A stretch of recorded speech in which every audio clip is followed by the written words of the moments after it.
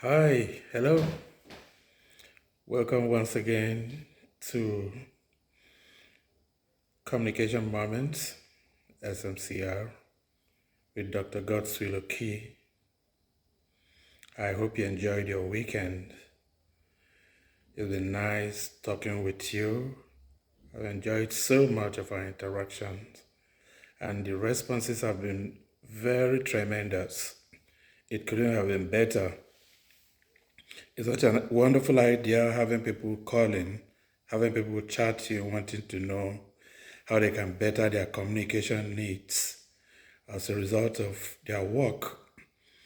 A lot of people do the best in their work, but as a result of their inability to exhibit adequate communication skills, those who are better disposed maybe get all the attention, but not to matter. I assure you, with this channel, hooking in every time, we will learn one or two things that will better your communication skills. And you become that perfect salesman. You become that ideal white-haired boy in the office. But of course, we assure you that you have to also be worth it. For whatever glory you get, you're going to work for it. This is part of the training, and I'm sure that at the end of the series, you would have taken home a lot to guide you in your careers and even as you run your own offices too. Thank you very much. Now, I discovered a lot of people had questions concerning verbal communications, and because we talked about it before, we are about to go into the nonverbal forms. But as a result of these questions, we felt that there's a need to dwell a little bit more on it because verbal communication is a large category, and most activities we carry out, whereas they may not be personal, but they are within the verbal communication category. And some of these things may just be dialogue between you and your boss, like we said the other time, between you and your colleague. It could be presentations. You could have been called upon to do a presentation, depending on the sector you belong to. It could be during meetings. What are those things expected of you? It's not really ideal for a participant in a meeting to be quiet. You must have an idea of what you're there for. And it could be during conferences. You may be called upon to represent your organization in a conference or a sales tour, or it could even be a press tour, a press trip, and journalists will ask you questions. So there are occasions, or an interview, there are occasions for you to engage in verbal communications, and it's therefore important for us to look a little bit at it before we dovetail to other aspects of business communication. That is, we look at the non-verbal forms now. Now, talking about presentations, we know what presentations are all about.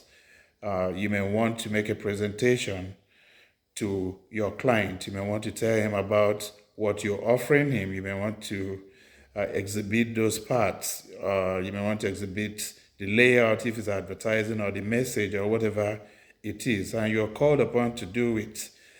There are certain things you must do besides dressing well, besides looking good, besides being presentable.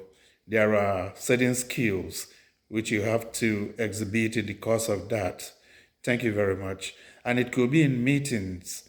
Like I said, during meetings, it's not ideal for you not to have an idea. Some bosses will note you for being what they call a yes member, or an average staff, whereas you have a lot bottled inside you. By the way, not to make a nuisance of yourself, if you don't have anything to say, you may not say anything. But in an organization where you work, it's expected that you should know a lot about that organization, even in areas that don't concern you. So it's expected that you may have one or two things to add for an effective meeting. It could also be in conferences like we mentioned, or interview. You could be a member of a panel of interviewers, or you could maybe when you're getting interviewed for a higher position. So these are the formal situations, formal settings where you're expected to engage in verbal communication skills. And like we've mentioned, your ability to listen, your ability to speak, comes into play. And besides that, some other things you need to take into mind, you will need to put in mind are first, in your communicating in any of these situations, you have to keep it simple. You have to keep it simple and straight to the point. We call it KISS, like we mentioned. You don't need to overblow whatever idea you're expressing or whatever grievance. Then the next thing is that you have to be concise. A lot of people, maybe you have lots of ideas and then you go on and on. No, go straight to the point. Engage in the issue at hand. You don't need to uh, digress unduly. It is not important. That digression by itself is a disturbance. And you may even lose thought of what you want to talk about.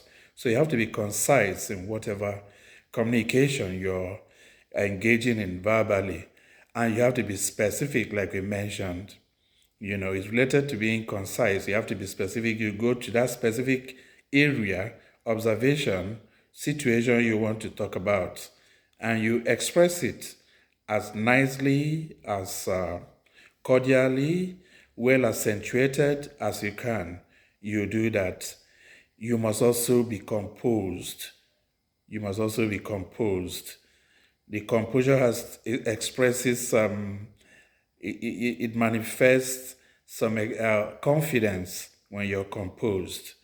When you're not hurried, when you're not looking harassed, it expresses confidence about you. So there has to be composure. And composure comes with having a good knowledge of what you want to talk about. So for whatever it is we are, as far as we are in an office situation, even your home situation, or your religious body, association, whatever it is, you have to know the nitty-gritty of what is there. That will help your self-confidence because you have the knowledge of what you want to talk about. And at the same time, that will also help your composure. Then the other thing is that you have to be direct. Let the message be direct. Let it be focused. Let it be driven.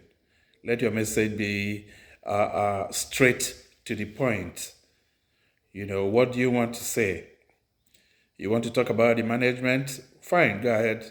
State it the way you want it to be. You want to state about your lack tools? Go ahead, state it the way it's supposed to be. Whatever it is, let it be direct and to the point. Thank you very much. Then the other thing we may need to consider is a friendly disposition.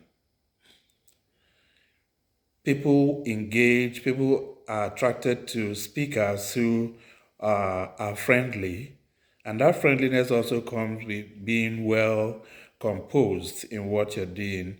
So when you have a friendly disposition, there is the greater possibility that people will want to hear you out, people will want to listen to you. And of course, it comes with its own identikit about you. It tells people about you that you're not somebody who doesn't know his onions, that you're not somebody who doesn't know what he's talking about. So with this, it's quite important for us to know that in whatever communication field or communication situation we are in, even in semi-formal or informal situations, we do not need to not have good communication skills. So that calls to mind our ability to listen. If you're a good listener, if you're composed, people can easily talk to you and you will respond accordingly. Once again, thank you very much. Keep sharing these messages. There are lectures carried out over time, and I know that as we practice them, as we listen to them over and over again, they will always do well for us and for our growth in the organization. You will turn out to be that fantastic staff or employer of labor, because even CEOs, they need the skills to be able to relate adequately with their colleagues, junior colleagues, or with shareholders. Thank you. Look forward to your communications. I enjoy them, and thank you. I believe that the replies I've been giving you have been effective and in one way or the other. I will talk to you next time. Thank you, and God bless.